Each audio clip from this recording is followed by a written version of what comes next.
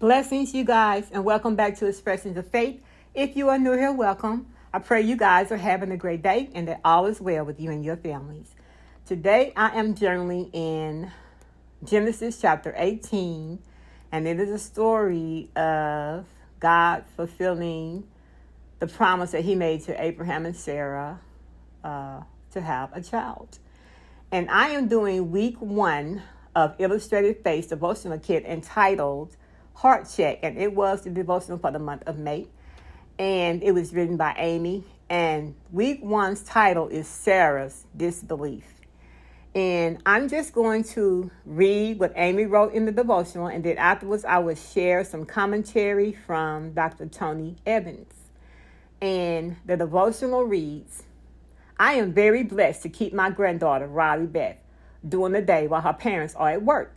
At first, though, I was so nervous with her. All the what ifs and I can'ts played in my mind due to my stamina and some health issues. Fortunately, she is a good-natured baby, and as the days moved forward, I got back into the swing of childcare. However, one thing that is a must for her nap time is white noise. Webster defines white noise as a constant background noise, especially one that drowns out other sounds and noisy chatter. This makes me think about those doubts I was first having as her caregiver, noisy chatter playing in my head. I suspect Sarah was playing some of the same noises through her mind when she, advanced in age, had not conceived a child yet. And even though I'm nowhere near 90, just like Sarah, I too play the inner dialogue of doubt noises in my mind. And yes, I've laughed at God's promises also. The enemy works in darkness. He hopes that we will keep our insecurities there too. But God brought Sarah's noisy doubts to life by his visit.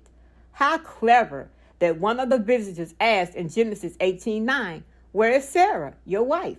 I'm sure in all her business in the kitchen, she stopped at the sound of her name and her ears perked up to only hear the next statement that in a year she would have a baby. Her response, she laughed to herself. But God knows our hearts and he hears our white noises. God's truths are transforming. The volume of our acceptance is directly related to our faith. We must truly believe, receive, and absorb it. How do we do that? I think having those tough conversations with God like Sarah did will help to keep our hearts in check. I love his response. Is anything too hard for the Lord? God's gentle and gracious response to Sarah tells me he wants us to open our hearts freely and fully to him. And if he says so, it will be so. God does not lack the power to do his will.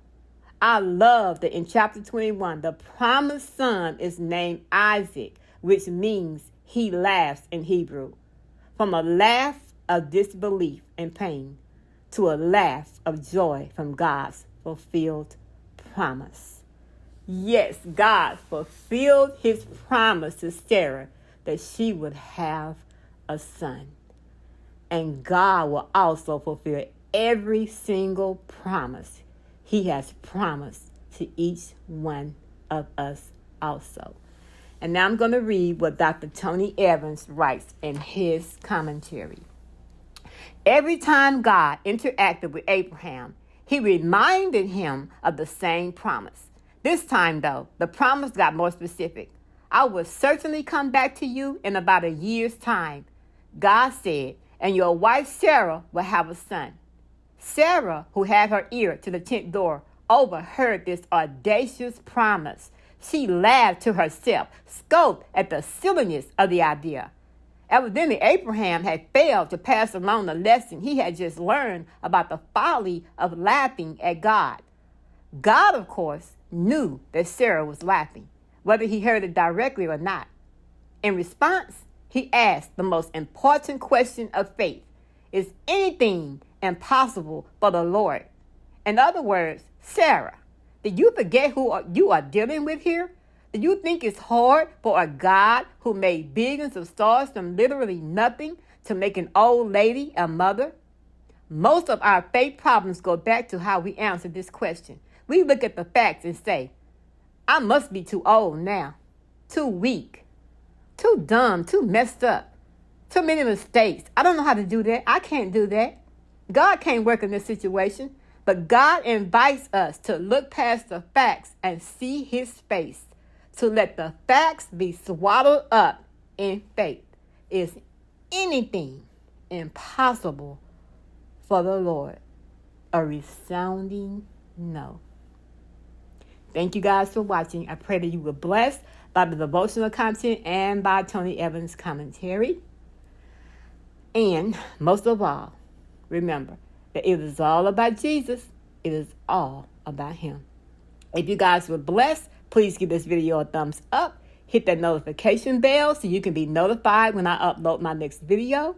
And hit that subscribe button and join the Expressions of Faith family. It will bring my heart so much joy. I love you guys with the love of the Lord. Until next time, enjoy the rest of the video. Bye-bye.